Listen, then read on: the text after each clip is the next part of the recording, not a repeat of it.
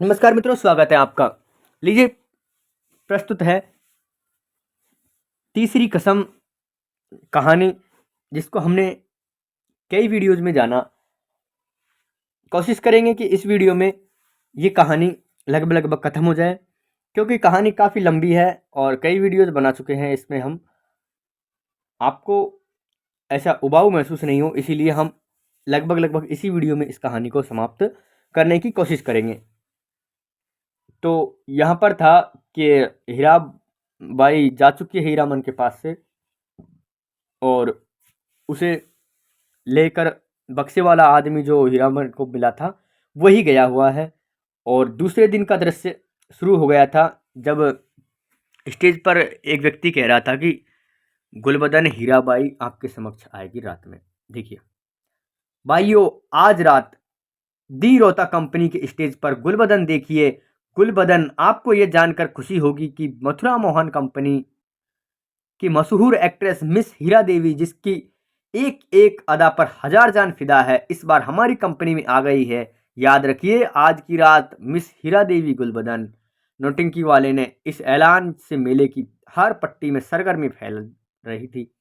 Hirabai, miss हीरा देवी, Laila Gulbadan film actress को मात करती है।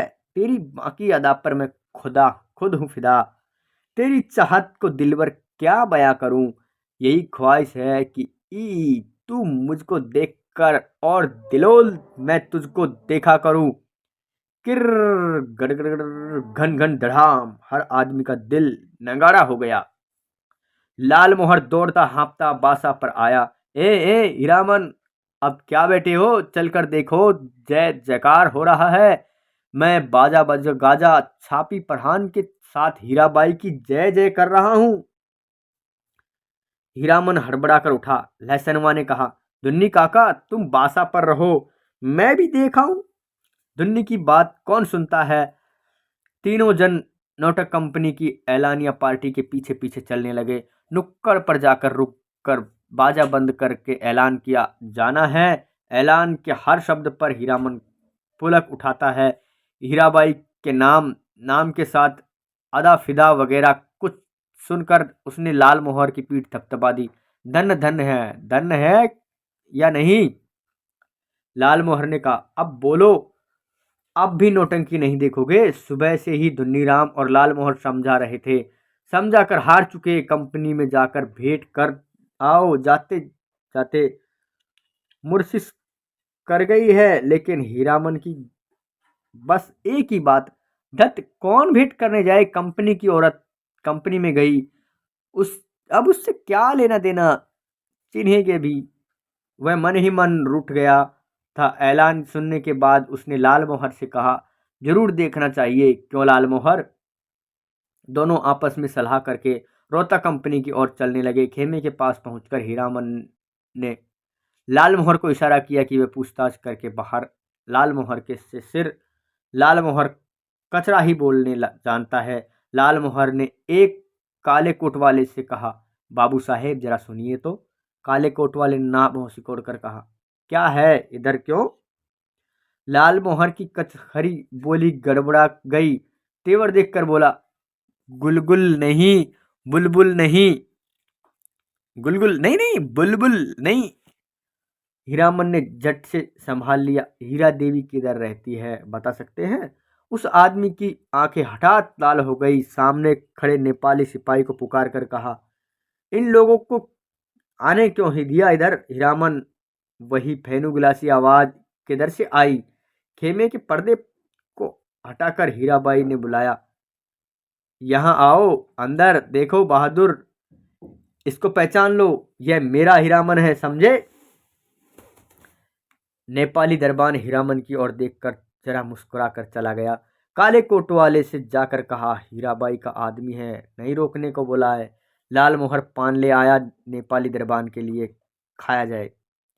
इस एक नहीं, पांच पास चारों अठिनाइयां बोली की जब तक मेले में हो, रोज रात इधर आकर देखना, सब का ख्याल रखती है। बोली कि तुम्हारे साथी हैं, सभी के लिए पास ले आओ, ले जाओ। कंपनी की औरत की बात निराली होती है ना, है या नहीं? लाल मोहर ने लाल कागज के टुकड़े को छूकर देखा। पास? वही रे, वाह रे हीरामन भाई, लेकिन 5 पास लेकर क्या होगा? पलटदास तो फिर पलटकर ही नहीं है अभी तक, पलटकर ही नहीं आया है अभी तक। हीरामन ने कहा, जाने भी दो अभागे को, तकदीर में लिखा नहीं। हाँ, पहले गुरु कसम खानी होगी सभी को कि घर गांव जाकर यह बात एक पंछी भी नहीं बता पाए, जान पाए। लाल मोहर ने उत्तेजित होकर कहा, कौन साला बोलिएगा? गांव में जाकर पलटा ने अगर बदनामी की तो दूसरी बार फिर नहीं साथ लाऊंगा। हीरामन ने अपनी थैली आज ही हीराबाई के जिम्मे रख दी है। मेले का क्या ठिकाना, किस्म किस्म के पॉकेट काट लोग हर साल आते हैं, अपने साथी संगियों का भी क्या भरोसा। हीराबाई मान गई। हीरामन ने कपड़े की काली थैली उसने अपने चमड़े के बक्से में बंद कर दी। बक्से के ऊपर भी कपड़े का खोल और अंदर भी झलमल रेशमी अस्तर। मन का मान अभिमान दूर हो गया। लाल मोहर और धुन्नीराम मिलकर हीरामन की बुद्धि की तारीफ की, उसके भाग्य को सराहा, बार बार उसके भाई और भाभी की निंदा की। दबी जबान से हीरामन के जैसा हीरा भाई मिला है, इसलिए कोई दूसरा भाई हो तो। लहसनवा का मुंह लटका हुआ है। ऐलान सुनते सुनते न जाने कहाँ चला गया कि घड़ी भर सांझ होने के बाद लौट आया है। लाल मोहर ने एक मालकियाना झिड़की दी है गाली के साथ, सौदा कहीं का। दुनीराम ने दूल्हे पर खिचड़ी चढ़ाते हुए कहा चूल्हे पर खिचड़ी चढ़ाते हुए कहा, पहले ये फैसला कर लो, गाड़ी के पास कौन रहेगा? रहेगा कौन? ये लहसनवा कहाँ जाएगा? लहसनवा रो पड़ा, ए मालिक हाथ जोड़ते हैं, इक्को झलक, बस एक झलक। हीरामन ने उदारतापूर्वक कहा, अच्छा अच्छा, एक झलक क्यों, 1 घंटा देखना, मैं आ जाऊंगा। नाटंकी शुरू होने के 2 घंटे पहले ही नगाड़ा बजना शुरू हो जाता है और नगाड़ा शुरू होते ही लोग पतंगों की तरह टूटने लगते हैं। टिकट घर के पास भीड़ देखकर हीरामन को बड़ी हंसी आई। लाल मोहर उधर देखकर, कैसी धक्का मुक्की कर रहे हैं लोग? हीरामन भाई, कौन पलटदास कहाँ की लदनी लाए लाद आए? लाल मोहर ने पराए गांव के आदमी की तरह पूछा। पलटदास ने हाथ मलते हुए माफी मांगी। कसूरबार है, जो सजा दो तुम लोग सब मंजूर है, लेकिन सच्ची बात कहें सी किया सिया कुमारी। हीरामन के मन कपुरई नगाड़े के ताल पर विकसित हो चुका है। बोला, देखो पलटा, यह मत समझना कि गांव घर की जनानी है। देखो देखिए, लिए भी पास दिया है, पास ले लो, अपना तमाशा देखो। लाल मोहर ने कहा, लेकिन एक शर्त पर पास रख मिलेगा। बीच बीच में लहसनवा को भी। पलटदास को कुछ बताने की जरूरत नहीं, वह लहसनवा से बातचीत कर आया है अभी। लाल मोहर ने दूसरी शर्त सामने रखी, गांव में अगर यह बात मालूम हुई किसी तरह, राम राम राम। दांत से जीभ काटते हुए पलटदास ने बताया, अठनिया फाटक इधर है। फाटक पर खड़े दरबान ने हाथ से पास लेकर उनके चेहरे को बारी बारी से देखा और बोला, यह तो पास है, कहाँ से मिला? अब लाल मोहर की कचरा ही बोली सुने कोई? उसके तेवर देखकर दरबान घबरा गया। मिलेगा कहाँ से? अपनी कमसी से पूछ लीजिए जाकर। 4 ही नहीं देखिए और हैं। जेब से 5वां पास निकाल कर दिखाया लाल मोहर ने। 1 रुपए वाले फाटक पर नेपाली दरबान खड़ा था। हीरामन ने पुकार कर कहा, ए सिपाही, दादू सुबह को ही पहचानवा दिया था ना, और भूल गए? नेपाली दरबान बोला, हीराबाई का आदमी है, सब जाने दो, पास है इन पे, काहे रोकते हो? 8वां दर्जा। तीनों ने कपड़ घर को अंदर से पहले ही बार देखा। सामने कुर्सी बेंच वाले दर्जे हैं, पर्दे पर राम बान गमन की तस्वीर है। पलटदास पहचान गया। उसने हाथ जोड़कर नमस्कार किया। पर्दे पर अंकित रामनिया सुकुमारी और लखन लला को जय हो। पलटदास की आंखें भर आई। हीरामन ने कहा, लाल मोहर छापी सभी खड़े हैं या चल रहे हैं? लाल मोहर अपने बगल में बैठे दर्शकों से जान पहचान कर चुका है। उसने कहा, खेला अभी पर्दा के भीतर है, अभी जमनी का देख रहा है लोग, जमाने के लिए। यमनिका नहीं होती है क्या, जो प्रार्थना जैसी होती है नाटक में, यवनिका भी बोलते हैं उसको। पलटदास ढोलक बजाना जानता है, इसीलिए नगाड़े के ताल पर गर्दन हिलाता है और दिया सलाई पर ताल काटता है। बीड़ी आदान प्रदान करके हीरामन ने एक आध जान पहचान कर ली।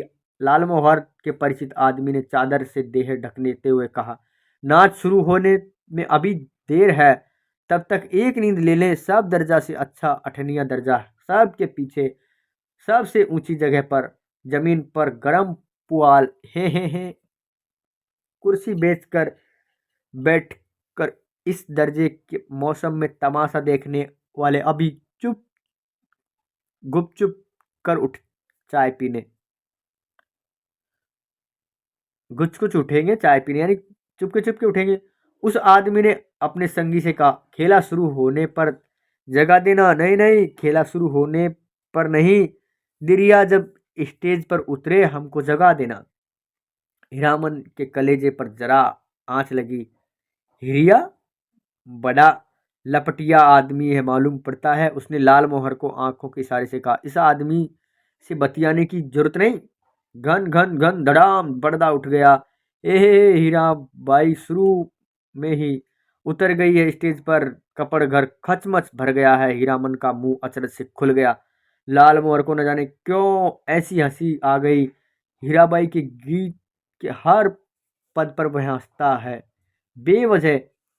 गुलबदन दरबार लगाकर बैठी है, ऐलान कर रही है, जो आदमी तख्त हजारा बनकर लौटा देगा, मुंह मांगी चीज इनाम दे जाएगी। अजी कोई ऐसा फनकार हो तो जाए तैयार बनाकर लाए तख्त हजारा। आ किड़किड़ी की किर्री अलवतर नाचती है, क्या गला है। मालूम है यह आदमी कहता है कि हीराबाई पान बीड़ी सिगरेट जर्दा कुछ नहीं खाती। ठीक कहता है, बड़ी नेम वाली रंडी है। कौन कहता है कि रंडी है, दांत में मिस्की कहाँ है, पाउडर से दांत धो लेती है। गिरगिज कौन नहीं, कौन आदमी है बात की बेबात करता है। कंपनी की औरत को पुतुरिया कहता है। तुमको बात क्यों लगी, कौन है रंडी का भरवा, मारो साले को मारो तेरी। यानी हीरामन को चिढ़ आ गई। अब नाचने वाली के बारे में कोई कुछ भी कहते हैं लोग, सबकी अपनी अपनी सोच होती है। जो हल्ले के बीच हीरामन की आवाज कपड़ा घर को फाड़ रही है, आओ आओ, एक एक की गर्दन उतार लेंगे। लाल मोहर दुनाली से पटपटा पटपटा पीटता जा रहा है। सामने के लोगों को पलटदास एक आदमी की छाती पर सवार है। साला सिया कुमारी को गाली देता है, सो भी मुसलमान होकर। दुन्नी राम शुरू से ही चुप था। मारपीट शुरू होते ही वह कपड़ घर से निकलकर भाग आया। काले कोट वाले नौटंकी के मैनेजर ने नेपाली सिपाही के हाथ दौड़ आए। दारोगा साहब ने हंटर से पीट पाट शुरू की। हंटर खाकर लाल मोहर तिलमिला उठा, कचरा ही बोली में भाषण देने लगा। दारोगा साहब मारते हैं मारिए, कोई हर्ज नहीं, लेकिन ये पास देख लीजिए, एक पास पाटिया में भी है, देख सकते हैं हुजूर। टिकट नहीं, पास है। तब हम लोगों के सामने कंपनी की औरत को कोई बुरी बात करे तो कैसे छोड़ देंगे। कंपनी के मैनेजर की समझ में आ गई सारी बात। उसने दारोगा को समझाया, हुजूर मैं समझ गया, यह सारी बदमाशी मथुरा मोहन कंपनी वालों की है। तमाशे में झगड़ा खड़ा कर कंपनी को बदनाम नहीं हुजूर, इन लोगों को छोड़िए दीजिए। हीरात बाई ने आदमी नहीं हुजूर, इन लोगों को छोड़ दीजिए, हीराबाई के आदमी है, बेचारी की जान खतरे में है। हुजूर ने कहा था ना। हीराबाई का नाम सुनते ही दारोगा ने तीनों को छोड़ दिया, लेकिन तीनों की दुआली छीन ली। मैनेजर ने तीनों को 1 रुपए वाले दर्जे में कुर्सी पर बिठा दिया। आप लोग यहीं बैठिए, पान भिजवा देता हूँ। कपड़ घर शांत हुआ और हीराबाई स्टेज पर लौट आई। नगाड़ा फिर घनघना उठा। थोड़ी देर के बाद तीनों एक साथ। दुन्नीराम का ख्याल हुआ, अरे दुन्नीराम कहाँ गया। मालिक, ओ मालिक, लहसनवा कपड़ घर से बाहर चिल्लाकर पुकार रहा था। ओ लालमोहर मालिक। लालमोहर ने तासवार में जवाब दिया, इधर से इधर से। एक टकिया फाटक से सभी दर्शकों ने लालमोहर की ओर मुड़ गए। देखा, लहसनवान को नेपाली सिपाही लालमोहर के पास ले आया। लालमोहर ने जेब से पास निकाल कर दिखा दिया। लहसनवा ने आते ही पूछा, मालिक कौन आदमी क्या बोल रहा था, बोलिए तो जरा, चेहरा दिखलाइए। उसकी एक झलक लोगों ने लहसनवा की चौड़ी छाती और सपाट छाती देखी। जाड़े के मौसम में भी खाली देह चेले चाटी के साथ हैं ये लोग। लाल मोहर ने लहसनवा को शांत किया। तीनों चारों मत पूछे कंपनी नौटंकी में क्या देखा, किस्सा याद रहे? किस्सा कैसे याद रहे? हीरामन को लगता है हीराबाई शुरू में से ही उसी की ओर टकटकी लगाकर देख रही है, गा रही है, नाच रही है। लाल मोहर को लगता है हीराबाई उसी की ओर देखती है। वह समझ गई है हीरामन ने से भी ज्यादा पावर वाला आदमी है लाल मोहर। पलटदास किस्सा समझता है। किस्सा और क्या होगा, रैमन की बात, वही रामलीला, वही लखनलाल और वही रावण। सिया कुमारी को भी राम जी ने छीनने के लिए रावण तरह तरह का रूप धरकर आता है। राम और सीता भी रूप बदल लेते हैं। यहाँ भी तख्त हजारा बनने वाला माली का बेटा राम है। गुलबदन मियाँ सुकुमारी माली के लड़के का दोस्त लाल खनलाल और सुल्तान है रावण। धुनीराम को बुखार है तेज। लहसनवा को सबसे अच्छा जोकर का पार्ट लगा है। चिड़ैया तोहफे लेके ना जाइए नटकरिया की बजरिया। वह उस जोकर से देसी दोस्ती लगाना चाहता है, नहीं लगावेगा दोस्ती जोकर साहब। हीरामन को एक गीत की आधी कड़ी हाथ लगी है, मारे गए गुलफाम। कौन था वह गुलफाम? हीराबाई रोती हुई गा रही थी, अजी हम मारे गए गुलफाम। टिड़िक टिड़िक टिड़िक बेचारे गुलफाम। तीनों को दुआली वापस देते हुए पुलिस तीनों को दुआली वापस देते हुए पुलिस सिपाही ने कहा, लाठी दुआली लेकर नाच देखने आते हो? दूसरे दिन मेले भर में यह बात कैसे फैल गई? मथुरा मोहन कंपनी से भागकर आई है हीराबाई, इसलिए इस बार मथुरा मोहन कंपनी नहीं आई है, उसके गुंडे आए हैं। हीराबाई भी कम नहीं है, बड़ी खेड़ाल औरत है। तेरह तेरह तेरह तेरह दिहाली लठैत पाली रहती है।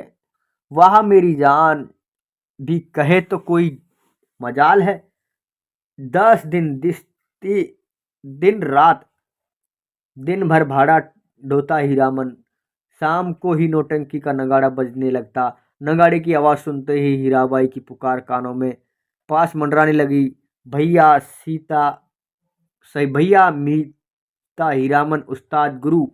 हमेशा कोई न कोई बाजा उसके मन के कानों में बजता रहा। दिन भर कभी हारमोनियम, कभी नगाड़ा, कभी ढोलक और कभी हीराबाई की पैजनी।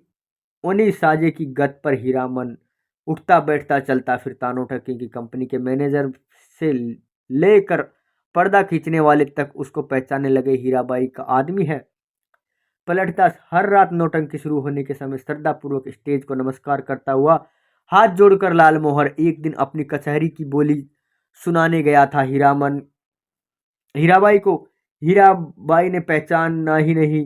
तब से उसका दिल छोटा हो गया। उसका नौकर लहसनवा उसके हाथ से निकल गया। नौटंकी कंपनी के भीतर भर्ती हो गया।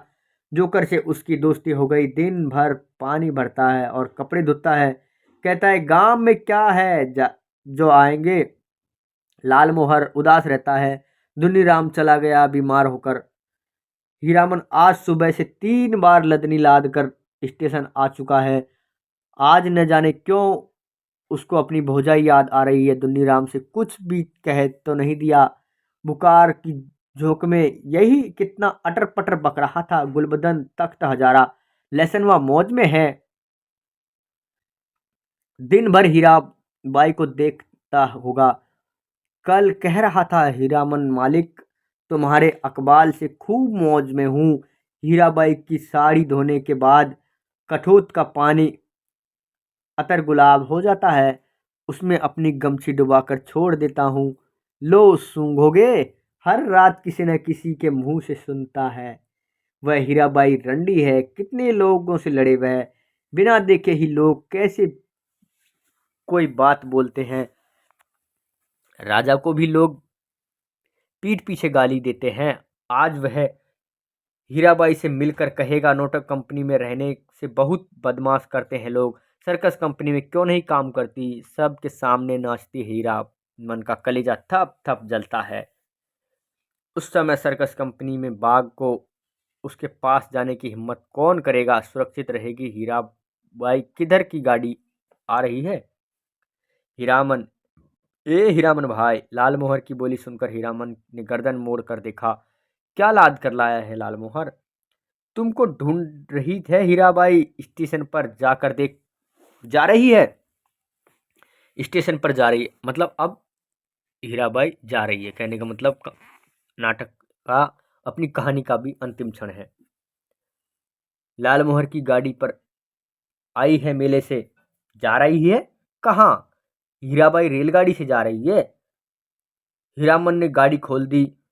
माल गुदाम के चौकीदार से कहा, भैया जरा गाड़ी बैल देखते रहिएगा, आ रहे हैं। उस्ताद जनाना मुसाफिर खाने के फाटक के पास हीराबाई ओढ़नी से मुंह हाथ ढककर खड़ी थी, थैली बढ़ाती हुई बोली, लो हे भगवान, भेंट हो गई। चलो, मैं तो उम्मीद खो चुकी थी, तुमसे अब भेंट नहीं हो सकेगी। मैं जा रही हूँ गुरुजी। बक्सा ढोने वाले आदमी आज कोट पतलून पहनकर बाबू साहब बन गया है, मालिकों की तरह कुलियों को हुक्म दे रहा है, जनाना दर्जा में चढ़ाया। अच्छा।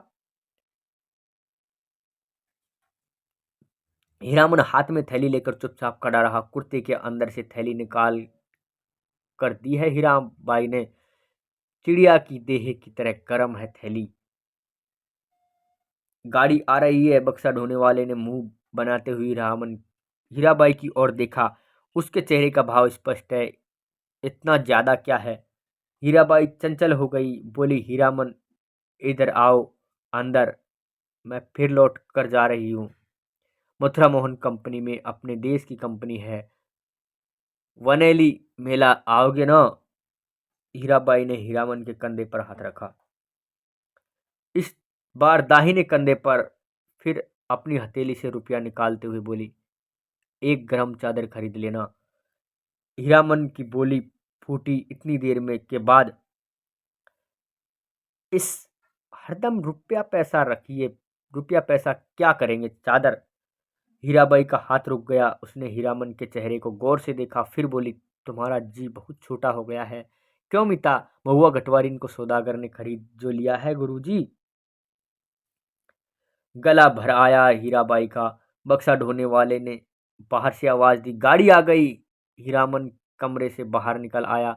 बक्सा ढोने वाले ने नौटंकी के जोकर जैसा मुंह बनाकर कहा, ला प्लेटफार्म से बाहर भागो, बिना टिकट पकड़ेगा तो 3 महीने की हवा। हीरामन चुपचाप फाटक से बाहर आकर खड़ा हो गया। स्टेशन की बात रेलवे का राज, नहीं तो इस बक्सा ढोने वाले का मुंह सीधा कर देता हीरामन। हीराबाई ठीक सामने वाली कोठरी में चढ़ी।